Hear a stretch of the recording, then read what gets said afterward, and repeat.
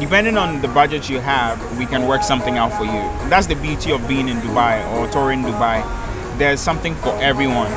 You don't have to be super rich to be a tourist in Dubai.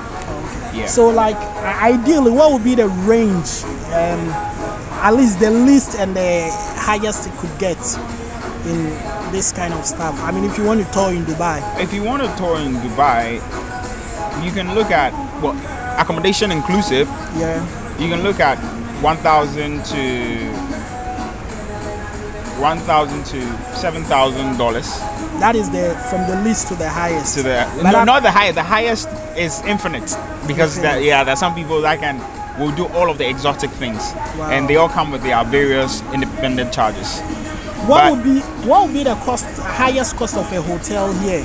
Highest cost of a hotel, that'll be around between $2,000 and $5,000 per night, and that will be the only 7-star hotel, the Burj Al Arab. The one that is on the ocean. Yeah, the one on a man-made island, and it's built in the form of a ship sail.